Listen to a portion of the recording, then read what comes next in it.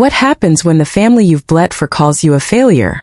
When every gift, every dollar, every heartbeat you've poured into love becomes a weapon to mock you. Claire thought she was the glue holding her family together until a single text shattered her world. Will she crumble under their betrayal, or rise to reclaim the dignity they tried to erase? Dive into a story of heartbreak, courage, and the shocking truth that freedom sometimes starts with saying enough. My name is Claire. I'm 36 years old and work as an accountant at an organic food company in Minnesota. I live alone in a cozy 2-bedroom apartment, just enough space for me and the thoughts I've never dared to say out loud. This year I started planning for Christmas back in early October. Don't get me wrong.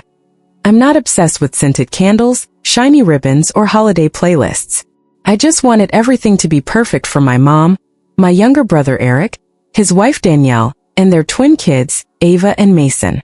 I even bought a little gift for their dog, a red sweater with the word Santa's favorite embroidered on it. Truth is, I've never forgotten a single present in the past 10 years. From the toy Ava casually mentioned in June to the science book Mason longed for when he spotted it at the bookstore, everything was in my phone, noted line by line, obsessively detailed. By the first week of December I had it all ready. I wrapped each gift in snowman print paper, tied golden ribbons for Ava and blue ones for Mason, and attached tiny handwritten cards. I even prepared extra items in case Eric's family invited someone unexpectedly. Handmade cookies, a bottle of lavender-scented perfume, and a couple of untagged toys. I pinned so much hope on this Christmas, as if it were my last chance to believe in hope at all. I pictured the evening of December 24th. The whole family gathered in my parents' living room, twinkling lights on a 7-foot tree, Ava and Mason giggling as they tore through wrapping paper, my mom tearing up at the silk scarf I carefully picked from a little store downtown, and Eric looking at me with a nod, just one nod to let me know he understood. But I was wrong. Wrong to think I could keep playing the quiet older sister, the thoughtful daughter, the agreeable woman who always smiled even when I wanted to scream inside. I'm part of this family too. I'm not invisible. I had everything prepared, but nothing could have prepared me for the moment I'd later remember as a slap to my dignity. This Christmas I wasn't welcome. It all started with a brief message from my mom at 7:18 a.m. on December 23rd. Claire, this year, Eric's family wants to celebrate privately. Please don't come. Sorry for the late notice. Late notice. I read that message over and over until the screen's light felt like it was burning my eyes. I thought it was a joke. I scoffed, set my phone down, and told myself Mom must have been tired or upset. But then I called. She didn't answer 3 times. Then Eric texted, cold and blunt. You don't need to come. There's no place here for someone who doesn't know their role. My role? I froze, staring at the pile of gifts perfectly arranged beneath my tree. Each box, each carefully chosen ribbon now looked like proof of something cruel. I had given my heart to a place that never had room for it. The gifts are still in my trunk. I don't know yet if I should return them or donate them. But one thing I do know. This holiday season is no longer about family gatherings. It's about realizing I've been clinging to a circle that quietly closed without me. I spent nearly an hour debating whether to drive to my parents' house in Bloomington. My mom's text clearly told me not to come, but I still wanted to believe it was a misunderstanding, that when they saw me, saw the gifts, saw the smile I'd held onto for months, things would change. On the drive over, I turned on the radio to drown out the storm in my head. Outside, snow began to fall, soft flakes silently covering the windshield, like a gentle reminder that winter had truly arrived. And it didn't bring the warmth I'd hoped for. When I pulled up to my parents' light gray house, everything looked the same as years past.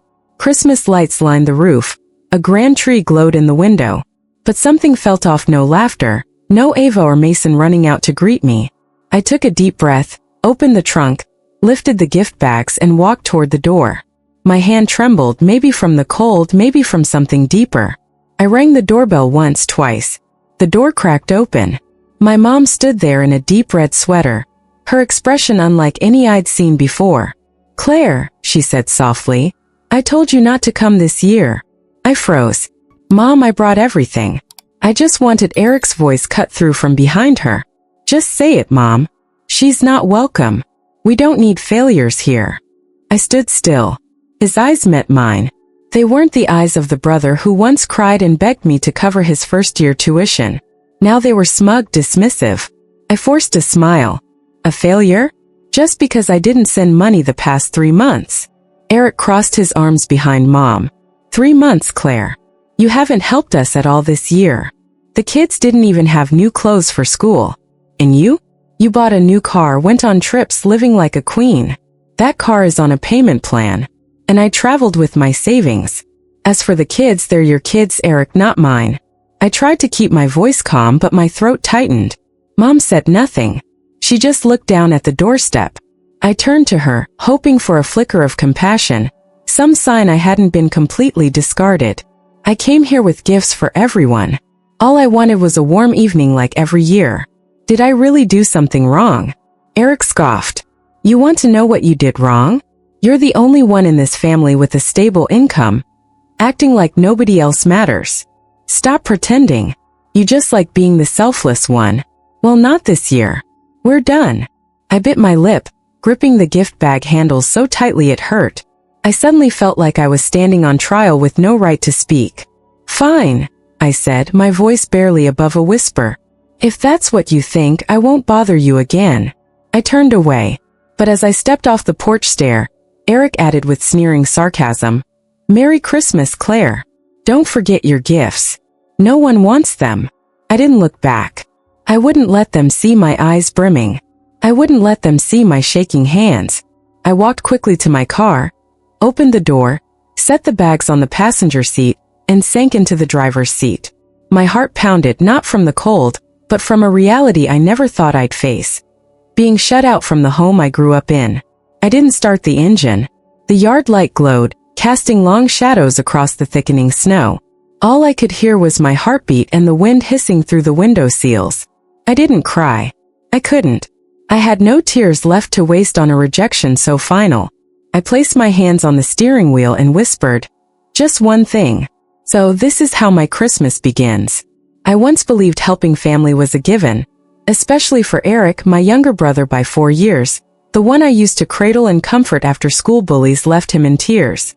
But sitting in my car, headlights on the house that had just closed its door on me, I understood. Maybe I wasn't helping. Maybe I was being used and I had let it go on for far too long. I remembered all the times Eric called in the middle of the night, saying Ava urgently needed money for summer camp, or Mason didn't have a proper winter coat. I transferred the money right away, no questions asked. I told myself I did it out of love for the kids, not obligation, not guilt. But now, after he hurled the word failure at me, I saw it clearly. In their eyes, I was no longer the sister who loved her family unconditionally. I was a walking wallet. I had paid over $3,000 in school tuition for Ava in her first 2 years. I once covered their utilities when they were 3 months behind on rent. And the $12,500 mortgage payment last year, the one I borrowed from my retirement savings to stop the bank from foreclosing. No one ever mentioned that again. No thank you. No follow-up. I used to believe that if I gave enough, they'd understand I did it out of love. But the more I gave, the more it felt like an obligation in their eyes. Then a message popped up on my phone from Danielle, Eric's wife. Claire, I'm sorry. I don't agree with how Eric treated you. I just didn't have the courage to speak up today. I stared at the text. Danielle had never been particularly close, but she was always kind and gentle. When I first met her, I gave her a leather journal with her name engraved, knowing she loved writing. And now she was the only one who apologized, even though she wasn't the one who caused this. I didn't reply right away. I set the phone on the passenger seat and drove home to think. On the way back, my mind replayed every year I quietly carried the weight for Eric. One small expense at a time, then larger ones until the numbers stopped being countable. I clearly remembered when Eric called, his voice shaking after losing his job. I sent $1,200 saying, "It's okay. Just get back on your feet. I'll take care of the kids for a while."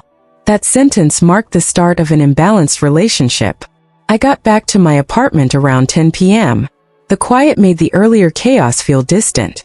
I turned on the light, set the gift bags on the dining table, and dropped into a chair, like someone returning from an unspoken war. I opened my laptop and pulled up my personal finance tracker, a habit I'd never broken. I never forgot to log an expense, even $10 for a small toy. I scrolled to the notes. Helped Eric Ava's tuition. Helped Eric car payments. Helped Eric car repairs so Danielle could get to work. Total. Over $32,000 in the past 5 years.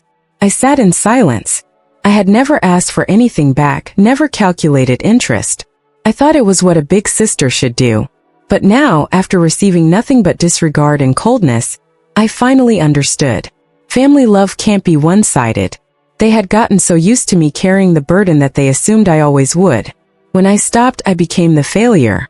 I shut the laptop, reopened Danielle's message and typed a short reply. Thanks for reaching out. I'm not mad, but from now on, everything will be different. I didn't know what lay ahead, but one thing was clear. I wouldn't let anyone treat my kindness like a duty ever again. I spent Christmas Eve in silence, no children laughing, no mugs of hot cocoa, no knitted scarf from my mom like she made every year out of habit. Just me, a self-decorated tree in the living room corner, and the gift bag still on the table, untouched, unopened. I didn't cry. Maybe my last tear had fallen in the car outside their house, when Eric looked at me with contempt and called me a failure. It was an invisible slap that jolted me awake from a dream I'd clung to for too long. 3 days passed. My phone stayed silent. No message from Mom. No check-in from Dad. No explanation from Eric. Even Danielle disappeared after her brief apology. It was as if, the moment I stopped being the rescuer, I was erased from the family photo, a chilling realization. I didn't call back. I didn't try to make peace. I didn't send another dollar to Eric's account as I often had. For the first time in years, I chose to walk away completely. Someone once told me, family isn't always about blood. Sometimes it's the people who don't make you beg to be seen. Back then I nodded and brushed it off. Now I feel that sentence carved into every breath. I spent the rest of the holiday doing small things. Cleaning my bookshelf, cooking meals for myself instead of heating canned food because I was too busy caring for others. I journaled a few lines, something I hadn't done in years. In those messy scribbles, I admitted, I was tired. Tired of always being strong, always sending money on time, always suppressing my emotions to make others comfortable. Tired of carrying responsibilities no one asked me to, only to be dismissed as useless when I stopped. I don't expect them to understand. I don't need them to apologize. I just want this silence to continue. It stung at first, but now it feels like a thin layer of frost over every wound, cold but freeing. On New Year's Eve, when the clock struck midnight, I turned on my phone one last time. Still no messages. I set it aside, poured a glass of white wine and raised it. Happy New Year, Claire. You made it. On New Year's Day, I started packing away the Christmas decorations.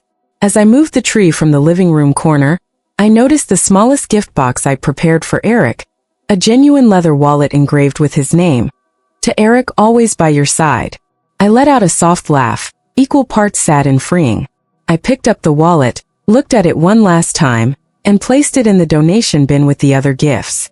If it wouldn't symbolize family love, maybe it could make a stranger feel cared for. 3 weeks later, after the holidays ended and I returned to work, I still hadn't received a single message. But it didn't hurt as it once did. I started spending more time on myself, signed up for a morning yoga class, bought a ukulele despite never playing an instrument, and called my old college roommate, the one I kept saying, we need to catch up, for nearly 4 years. Each step felt like piecing together parts of myself my family made me believe didn't matter. It's strange. Only when I stopped being the supporter, the sacrificer, did I learn to truly be me. But it didn't end there. One evening in early February, while reviewing my year-end financial summaries, my phone buzzed a call from an unfamiliar number. I hesitated, nearly letting it go to voicemail, but something urged me to answer. A man's voice came through, calm yet unfamiliar. Hello, I'm Thomas Reed, an attorney. I represent a client involved in financial matters concerning you and your family.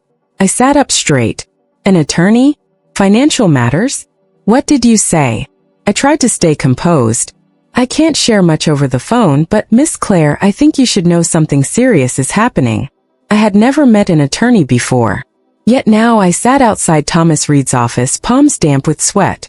The next afternoon I stepped into a small, neat room lit by soft lighting, a modern abstract painting behind the desk. The man, mid-40s, sharply dressed, shook my hand with the calm demeanor of someone used to uncomfortable truths. "Thank you for coming, Claire. I know this came out of nowhere." I sat, trying to keep my voice steady. "You said this involves financial matters with my family. What exactly?" Thomas opened a manila folder and slid it toward me. "A relative asked me to review the financial assistance you've provided to your younger brother, Eric." I frowned. "You mean Danielle?" He nodded. "Yes." She uncovered information that raised concerns. I opened the folder. Inside were bank statements, message screenshots, and a summary of money I'd sent Eric over 5 years. Some I remembered. Summer camp fees, mortgage help, allergy medication for Ava. But others I didn't recognize. One entry read, $5,000 transfer from Claire, followed by a transaction to a sports betting website. I looked up, heart pounding. "You're telling me Eric used my money to gamble?" Thomas didn't hesitate. "Not just once. Danielle discovered a hidden account Eric set up without telling her. She believes he used a significant portion of your support for personal untraceable spending." I couldn't find words. "She's not looking to take legal action," he continued. "At least not yet. But she felt you deserved to know, so you wouldn't be blindsided by future demands. If Eric continues, she may use this evidence to protect herself and the children." I closed the folder, my chest both hollow and burning. Eric's words at the door echoed, "You haven't helped us at all this year." Meanwhile, he'd been betting on late-night games with my money. By the time I left the law office, the sun had dipped low. Melted snow puddled in freezing pools on the sidewalk. I pulled out my phone, thinking to call Danielle, but saw an unread message from her, sent the night before. "Claire, I know you said you wouldn't come back, but I need to say this. I'm sorry I stayed silent for so long. What Eric did was wrong, and I see that now. If you need anything, I'm here." I stood still on the sidewalk, throat tight. A short, belated apology, but not meaningless. Danielle, who once avoided eye contact at holiday gatherings, was now the only one acknowledging the truth. I typed a few words, deleted them, then sent one line. "Thank you for being brave, but this time I won't forget." It wasn't a reproach, just the truth. When someone stays silent while you're pushed into a hole, even if they reach out later, you can't climb out like you never fell. That night I couldn't sleep. The numbers in the folder replayed in my mind, every transaction, every receipt of betrayal. I thought of the gifts I'd picked for Eric, the birthday notes I'd written by hand, the times I pushed aside my needs to keep him afloat. And now I was labeled selfish. But I wasn't going back. Not anymore. I knew Eric wouldn't stop. And if he realized I was no longer under his control, he'd try to take it back no matter the cost. I was right. 2 days later, an unfamiliar number called. Not a lawyer, it was Eric, his voice no longer full of contempt but panic. I was making dinner, creamy mushroom pasta, my Saturday night treat, when a loud knock shook my door. Not a polite neighbor's tap or a delivery's thud, but urgent, sharp, demanding. I opened it, and there stood Eric, eyes bloodshot, winter coat slipping off one shoulder, reeking of cigarette smoke and cold snow. "Claire, we need to talk." I folded my arms. "You're showing up now? You weren't answering your phone." "I had to come. I blocked the entrance.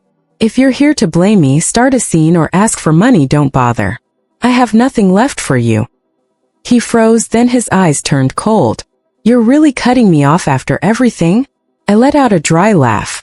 "After everything I did for you?" "Yes, and I should have done it long ago." He stepped forward. "Claire, you don't get it. We're in trouble. Danielle wants to separate. The kids need clothes. School fees are due. Everything's falling apart. I need you." I looked him in the eye. "No, you don't need me. You need my wallet. And I'm done playing that game. You can't do this. You're the most responsible one in the family." I raised an eyebrow. "Responsible? You think I exist to clean up your messes? I didn't come into this world to fix your life. I've worked too hard for my peace, and I'm not giving it up again." He sneered. "What about Mom and Dad? You abandoning them too?" Anger flared in my chest. "They chose you. They stood by while you humiliated me. They turned their backs when I stood on their doorstep with gifts. If they needed me, they would have called. But they didn't. Not once." Eric fell silent, not guilt, but calculation. "You know, he said, voice dropping. Danielle's digging through everything. She's hired a lawyer to uncover every account, and you've been involved in a lot. If she sues, stop, I snapped, voice sharp as ice. If you're suggesting I'd be dragged into this for helping you, let me be clear. I sent money believing it was for your family. I didn't know you were gambling or stashing it in secret accounts. His face shifted, real fear, maybe because he realized I wasn't the gullible sister anymore. I stepped back, holding the door. I won't be pulled into your mess. You have a lawyer? Good. So can I. If this ends in court, I'll tell the whole truth. He clenched his jaw. You really want to take it that far? I nodded. If that's what it takes to end this? Yes. It's time you learn to stand on your own instead of living off others' kindness. He stood for another second, then turned and walked away without a word. I shut the door as his footsteps faded. Leaning against it, my hands trembled, not from fear, but release. It was the first time I'd said what I truly thought. No sugarcoating, no self-blame, no soft landings. I returned to the kitchen. The mushroom sauce was still simmering. I turned down the heat, plated my dinner, sprinkled shredded cheese on top, and sat at the table. A simple meal in a small kitchen, but the start of a life no longer bound by fake family debt. 2 days after confronting Eric, I thought things had quieted. No more pounding on my door, no threatening calls, no guilt-ridden texts. The town seemed wrapped in February's bitter hush, snow thickening on rooftops, icy wind howling through windows. I'd just finished a Zoom meeting when my phone rang, an unknown number, an unfamiliar area code. Normally, I'd let it go to voicemail, but something urged me to answer. Hello, this is Claire. A low professional male voice replied. Hi, Claire. This is Mark Dawson, an attorney representing a client with connections to your family. Do you have a moment? I straightened. An attorney? What's going on? I'm sorry to catch you off guard, he said, steady and calm. I can't discuss much over the phone, but I've been asked to review financial transactions between you and a relative, specifically your brother, Eric Spencer. If you're willing, I'd like to meet in person. A flood of possibilities ran through my mind. Was Eric suing me? Was the family reclaiming money? Or worse, framing me for a legal mess? I agreed to meet the next morning at a small law office, a 30-minute drive away. Mark Dawson's office was in a quaint red brick building. So quiet I heard my heels click down the hallway. He stood to greet me, tall, polite. A man who clearly spent his days reviewing case files. After pleasantries, he opened a thick folder and slid it toward me. I've been authorized by Eric's wife, Danielle Spencer, he said. She uncovered questionable financial activity and believes you deserve the truth. I couldn't hide my shock. Danielle. Mark nodded. She doesn't want to escalate things, at least not yet, but given the money involved, she thought it best to be upfront. I flipped open the folder. Copies of bank transactions, transfers from my account to Eric's, followed by withdrawals to an account labeled ES Investments. It wasn't a family account. It had nothing to do with the kids, as I'd assumed. Danielle discovered this secondary account weeks ago, Mark explained. She grew suspicious and tracked it. Eric was investing in online betting platforms, spending at upscale restaurants, and booking hotel rooms while telling his wife he was meeting clients. I sat frozen, a chill running down my spine despite the warm room. I didn't know any of this, I whispered. Danielle doesn't think you did, Mark said, softening his tone. She said you never would have kept helping if you'd known. I skimmed the statements. Dates lined up with times Eric called, crying, saying Mason needed school fees, the car broke down, or Danielle's hours were cut. I'd believed every word. He'd lied through everyone. Danielle is considering separation, Mark said. She wants to ensure the money you sent doesn't disadvantage her and the kids during any asset division if divorce becomes inevitable. I nodded slowly. Does she want me to do anything? Not at the moment, Mark replied. She just wants you aware. If Eric pressures you again, you have the right to protect yourself legally. This evidence is legitimate and can be used if things worsen. I don't know how long I sat there, but as I stood, shook Mark's hand and thanked him, one thing was clear. The thing I'd called family had rotted long ago. I'd been too busy pouring in money and trust to notice. I walked out, winter sunlight casting streaks across the icy sidewalk. In my hand was a folder that should never have existed. At home, I set it on the dining table like an unignited bomb. For years I'd held birthday cards, medical bills, and crayon drawings from Ava and Mason with love, but nothing made me feel as angry and hollow as these papers. I flipped through each page, peeling back a truth my heart wasn't ready for, but my mind demanded I face.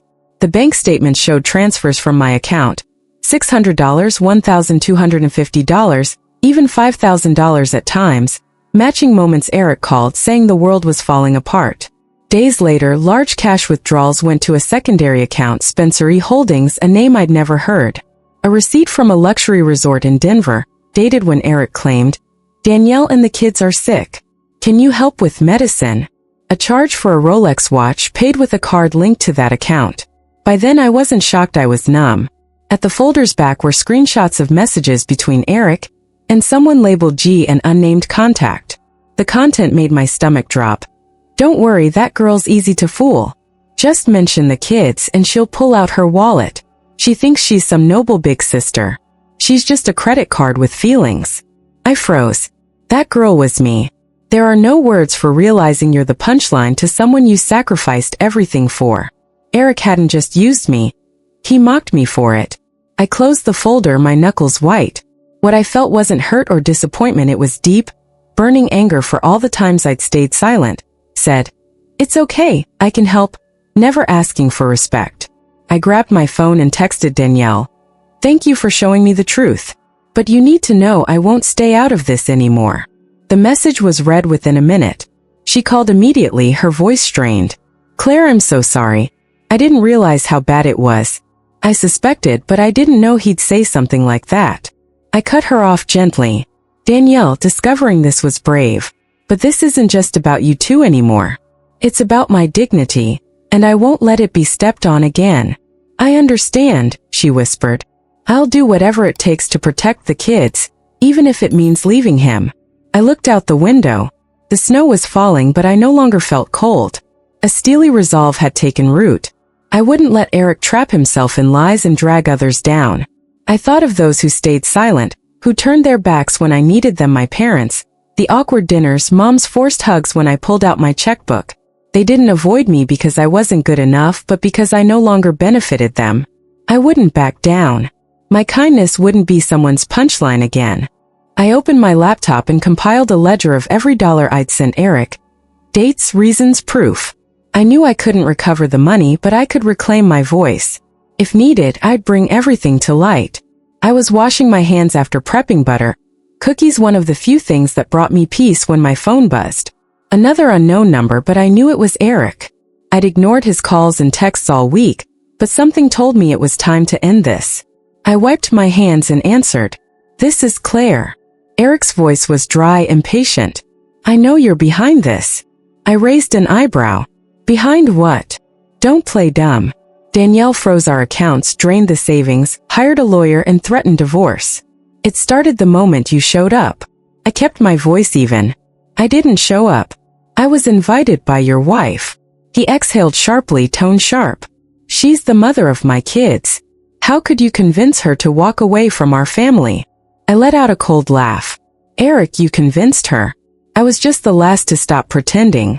Don't confuse consequences with enemies. You lied, used me for years, lied to Danielle, neglected your kids, funneled money into places you thought no one would notice. Now it's blowing up and you're blaming me." His voice cracked, struggling to stay composed. "You don't understand. Everyone expects me to be the provider, the perfect dad, the good husband.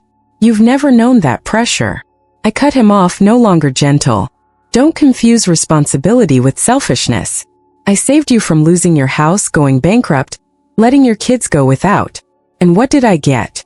A message calling me a talking wallet, an insult at the front door. Now you're mad I'm not covering for you anymore." Silence. Then that smug laugh I knew too well, the one from last Christmas when he said, "Failures don't belong here. You think you're getting away with this? Mom and Dad are still on my side. You can make things up, but you're not the only one with a voice in this family." I tightened my grip on the phone, heart calm. His words no longer worked. Family doesn't mean blindness. If they're backing you after this, I'm more certain than ever that walking away was right. "Say what you want, Eric, but don't call me again." I cut him off, voice firm. It's over. I'm not your fixer, not your emergency contact when your world crumbles, only to be ghosted once you're fed. I'm the person you pushed out with your own hands. I don't owe you anything, I added slowly. If you keep bothering me, you'll hear from my attorney instead.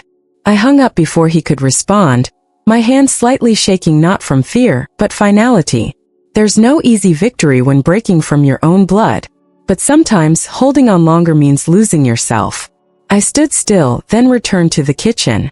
The cookies were waiting. I adjusted the oven and arranged each one on the tray, a quiet ritual to close a chapter that had dragged on too long. I was organizing financial folders on my computer when Danielle messaged, "Do you have a moment to talk?"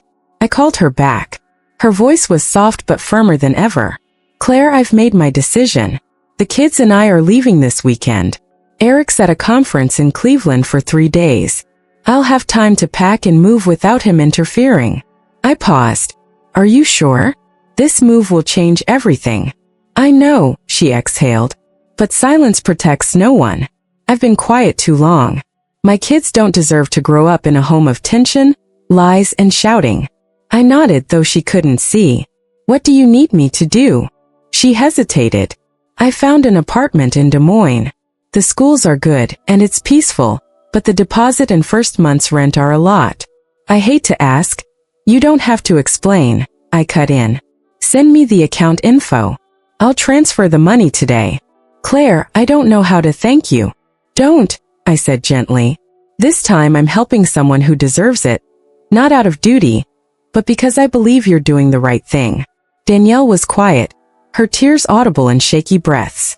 "I've packed everything: clothes, documents, the kids' toys," she whispered. "The truck's coming tomorrow night. I haven't told anyone, not even Eric's parents. I don't want anyone stopping me." "You're not alone," I reassured her. "I'm here anytime you need me." The call ended quietly, but something shifted inside me, not sadness but relief. After years weighed down by pretense and exploitation, someone was stepping out of that cycle with me. The next morning I woke early. The sky was dark, snow clinging to window frames, glowing gold from streetlights. I made coffee, opened my laptop, and sent the money with a few clicks. It wasn't a huge amount compared to what I'd given Eric, but this time it had meaning. That afternoon, Danielle sent a photo. Ava and Mason on a pile of moving boxes, each holding a worn-out toy, grinning ear to ear. Her caption, "Goodbye old house. Hello new life." I saved it in a folder labeled New Beginnings, the first time those words felt real. That evening, while reading, my phone rang. Eric's number. I didn't answer. He left a voicemail, voice raw with fury. "She's gone. You're behind this, aren't you? Don't think you've won. I'll find a way. You destroyed my family." I deleted it without listening further. I had no reason to keep his voice, no obligation to hear another excuse. The next morning, Danielle called. We made it safely. The kids loved the new place. I just enrolled them in school.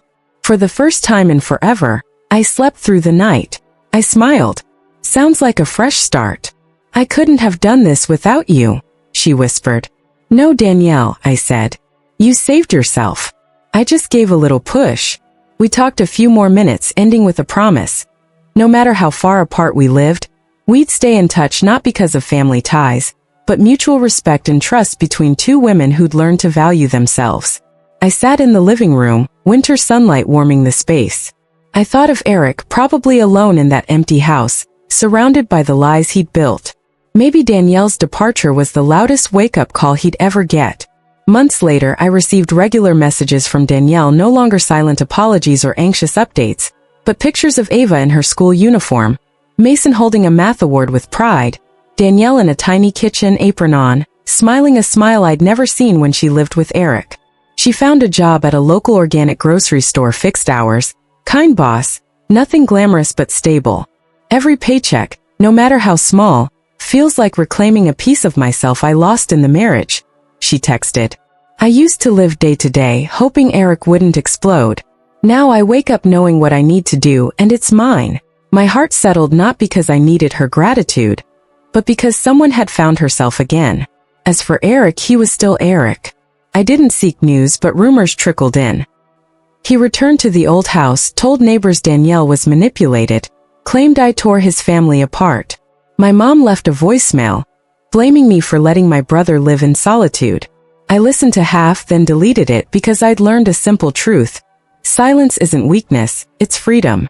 I no longer flinched when I opened my wallet, no longer waited for a midnight call, no longer sat shivering on someone's porch at Christmas to feel I belonged.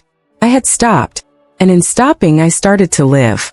I began volunteering at the city library every Friday, talking to strangers, helping kids learn to read. A reminder, I wasn't born just to carry burdens. Once a week, Danielle and I video called. No drama, just recipe swaps, stories of Ava's vegetable tantrums or Mason learning longer words. One day, Danielle said, "Claire, I used to think I was just part of a broken family, but now I realize I can build a new one my way. And you're part of it." I smiled, eyes misting, not from sadness, but something warm I thought I'd lost forever.